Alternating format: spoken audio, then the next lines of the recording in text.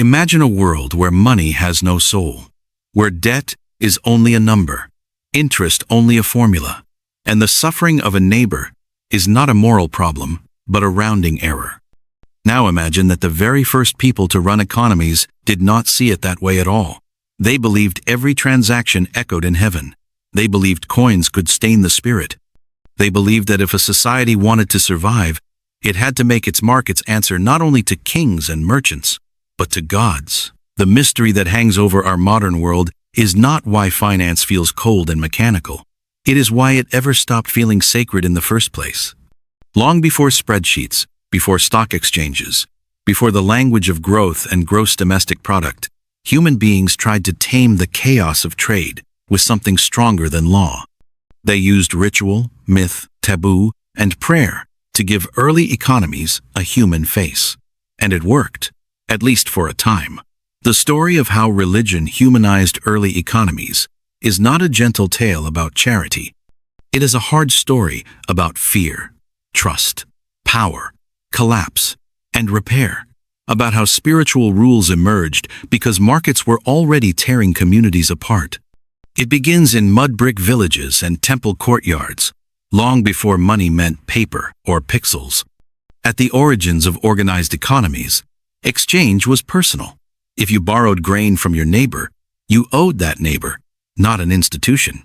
Your reputation was your credit score. But as villages grew into cities and trade stretched across rivers and deserts, reputation could no longer travel with the goods. A farmer might borrow from a priest he would never see again. A trader might promise repayment to a stranger who spoke another language. Suddenly, the old glue of kinship was not enough. Trust had to be manufactured, and religion was the only system powerful enough to do it. In the river valleys of Mesopotamia, where some of the earliest written records survive, temples were not only houses of worship, they were warehouses, courts, banks, and insurance agencies rolled into one. Clay tablets recorded loans of barley and silver, but above those tablets loomed statues of gods who were believed to watch every oath. If you cheated, you did not just break a contract. You offended the divine order that kept floods from destroying the crops. The fear of supernatural punishment was not a side effect of the economy. It was the foundation that made large-scale trade possible. This sacred framing created a remarkable rise. Debts were regulated not only by power, but by moral expectation. Interest was allowed, but it was often capped by religious custom. Certain days were forbidden for trade. Certain debts could not be inherited. In some places, every few years there would be a ritual declaration of debt forgiveness, a resetting of accounts that mirrored the cycles of planting and harvest. These early systems were imperfect, but they carried a radical idea that markets had to bend to human survival, not the other way around. As societies expanded, the cause and effect relationship between belief and finance became more intense. In ancient Israel, economic life was woven into covenantal law. The land was believed to belong to the divine, not to kings or creditors, and people were only temporary stewards. That belief produced some of the most striking financial regulations in history. Loans to the poor were framed as acts of mercy, not profit. Charging interest to a desperate neighbor was treated not merely as unfair, but as a violation of the community's relationship with the divine. Every 7th year, debts were to be released. Every 50th year, land was to return to its original families, no matter how many times it had been sold. The rise of these ideas was not driven by idealism alone. It was driven by crisis. When families lost land to creditors, they lost the ability to feed themselves. When too many families fell into debt slavery, armies shrank, harvests failed, and rebellions spread. Religion stepped in, not because leaders were kind, but because collapsing communities threatened the survival of the entire system.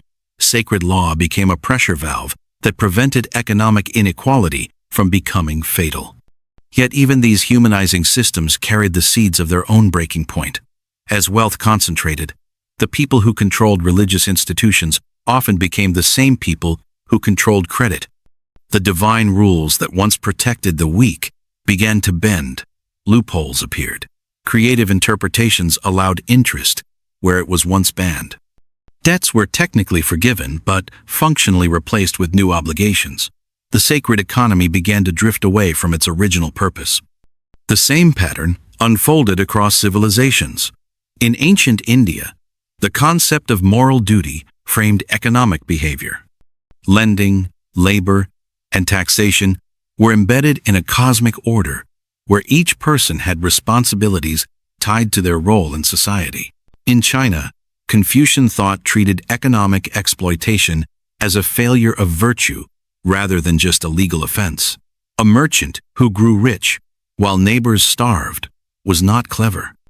He was dangerous, a destabilizing force in the harmony of the realm. These systems rose because they aligned economic survival with moral legitimacy.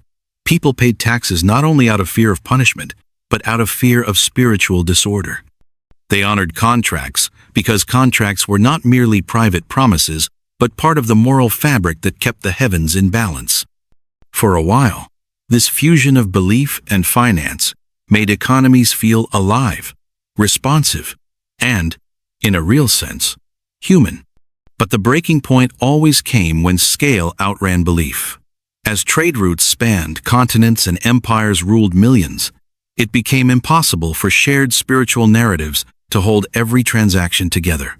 In the late Roman world, for example, the expansion of markets and the militarization of taxation hollowed out the old moral economy. Small farmers drowned in debt to distant elites. The language of virtue remained, but it no longer restrained power. When Christianity rose within this environment, it inherited not a functioning sacred economy, but a wounded one. Early Christian communities responded with fierce moral language. Wealth was treated as spiritually dangerous. Lending at interest was condemned as a form of exploitation that corroded both borrower and lender. Charity was not optional. It was a measure of faith itself. For a time, this revived the idea that economic life was accountable to something higher than profit. This revival had profound fallout. Monasteries became centers of relief in collapsing regions.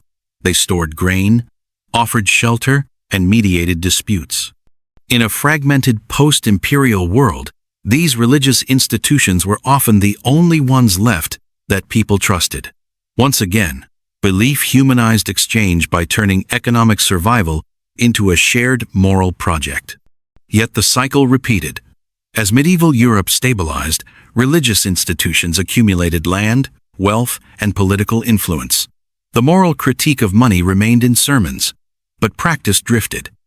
Usury was condemned in theory but tolerated in increasingly complex forms. Financial innovations, many of them necessary for growth, pushed against old taboos. The sacred economy strained under the weight of its own success.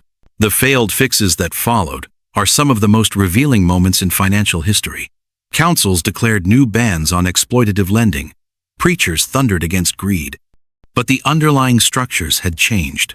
Commerce had become too important, too interconnected, to be governed by spiritual fear alone. The rules that once emerged to protect communities now clashed with the realities of long-distance trade and state finance. This tension reached a dramatic climax in the early modern period.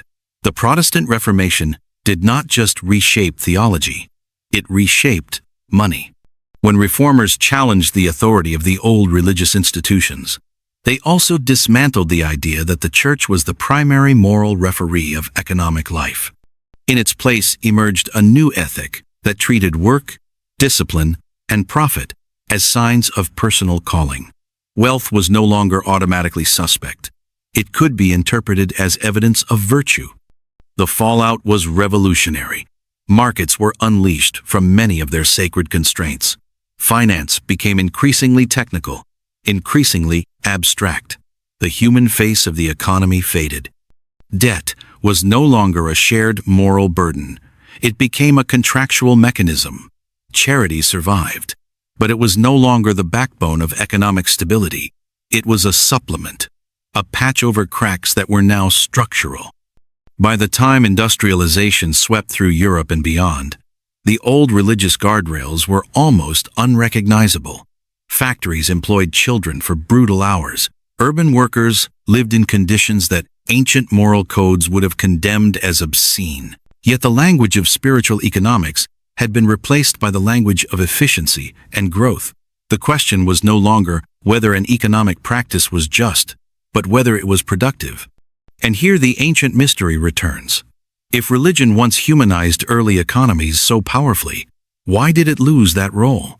The answer lies not in a single betrayal, but in a cascade of cause and effect. As markets grew, they demanded uniform rules that could operate without shared belief. As states centralized, they replaced sacred legitimacy with bureaucratic authority. As science reframed the universe as a system of laws rather than a web of divine relationships, money followed suit. It became a tool, not a moral test. Yet even stripped of ritual and prayer, the economy never stopped shaping human lives. The consequences simply became harder to see. When a medieval peasant lost land, the village knew, the priest intervened, and the loss was framed as a communal wound. When a modern family is crushed by debt, the suffering is hidden behind statements and interest rates.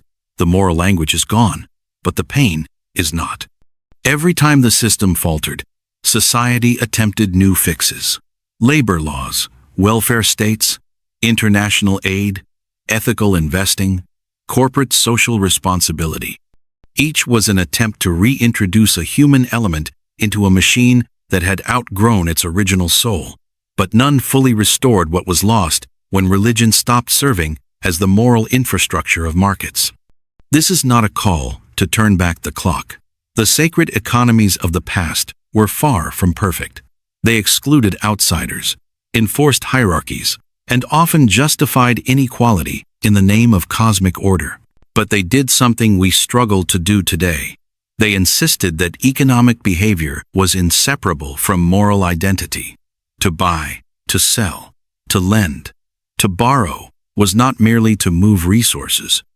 It was to declare what kind of person and what kind of community you wanted to be. The story, then, is not about gods vanishing from the marketplace. It is about responsibility being outsourced to systems that cannot feel shame. It is about a world where collapse is measured in percentages rather than broken lives.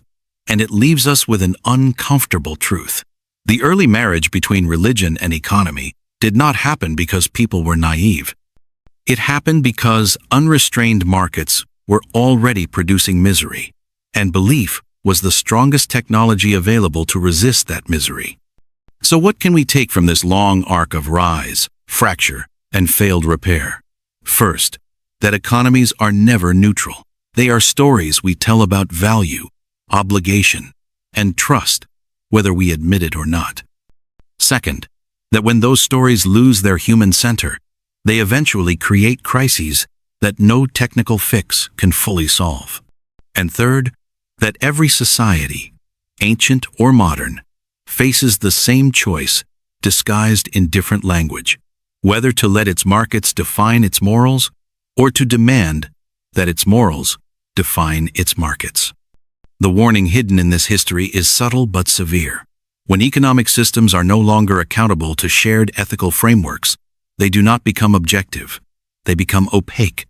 Power hides behind complexity.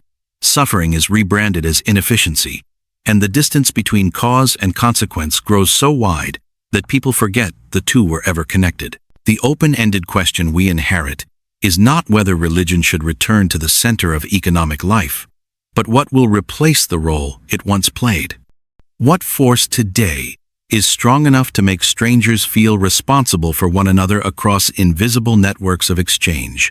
What belief, secular or sacred, can restore the sense that behind every number stands a human story? If this journey through sacred economies has unsettled you, that is the point. It is meant to remind you that the world of finance did not start as a cold machine. It started as a moral experiment, a fragile attempt to make survival fair. And in a time when money moves faster than conscience, remembering that forgotten origin may be more than history. It may be a clue to what we have lost and what we might still recover.